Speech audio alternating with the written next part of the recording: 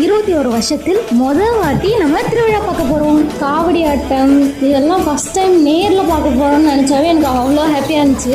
நாங்கள் bus book பண்ணது சாயங்காலம் 4:30 மணிக்கு. ஆனால் வந்து சேர்ந்தது என்னமோ 12:30 மணிக்கு தான் வந்து சேர்ந்தோம். அவ்வளோ டிராஃபிக்கு. ஆமாம் மாதிரி ஊந்து வரதுக்குள்ளே டைமே ஆயிடுச்சு பஸ்ஸு. நாங்கள் வந்தோடனே கொஞ்ச நேரத்துலேயே சாமியும் வந்துருச்சு. சாமி ஊரை சுற்றி வர்றதுக்குள்ளே நாங்கள் இந்த வீட்டிலலாம் முன்னாடி கழுவிட்டு பூ கட்டி துள்ளுமா விடுச்சு.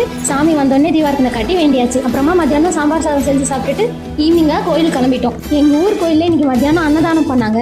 நாங்கள் வந்து லேட்டாக தான் போனோம். இருந்தாலுமே வாங்க சாப்பிடுங்கன்னு எங்களுக்கு சாப்பாடு பரிமாறினாங்க. அப்புறமா சாமிகிட்ட பூ கட்டினதை வந்து கொடுத்துட்டு வேண்டிட்டு வந்துட்டோம். வெளில வந்ததுக்கு அப்புறமா அங்கே கடையெல்லாம் இருக்கும்ல, அங்கே வந்து பொம்மை வாங்கலாம் அப்படின்னு சொல்லிட்டு எங்கள் அண்ணன் பையனை கூப்பிட்டு நானும் போயிருந்தோம். வேணும்னு கேட்டாப்புல. அது எவ்வளோன்னு கேட்டால் 400 ரூபாய்னாங்க. ரொம்ப நேரம் யோசிச்சதுக்கு அப்புறமா ஒரு பாக்ஸ் மாதிரி எடுத்தாப்புல. ஏன் இதை வச்சு என்ன பண்ண போற அப்படின்னு கேட்டதுக்கு தென்னங்குடியில விளையாட. அப்புறமா சாமிக்கு மாவளுக்கு போட்டு கும்பிட்டாச்சு. அங்க கோயிலுக்கு முன்னாடி வந்து இது மாதிரி நிறைய கால் மாதிரி பொம்மை, கை மாதிரி, பாதம் மாதிரி, இது மாதிரிலாம் பொம்மை எல்லாம் வச்சிருந்தாங்க. என்னன்னு கேட்டா சாமிகிட்ட வந்து வேண்டிப்பாங்களாம். எனக்கு வந்து கை கால் எல்லாம் சரியாகணும், கால் சரியாச்சுன்னா அந்த கால் பொம்மை வெளில வாங்கி வச்சிருவாங்க. இதெல்லாம் எங்க இருக்குன்னு கேட்டதுக்கு அப்படியே அந்த கோயில் அங்க வெளியே விற்கிறாங்க. அப்படியே அப்புறமா 8 மணி போல பால் குடம், அருகண்ட காவடி அவங்க எல்லாம் வந்தாங்க.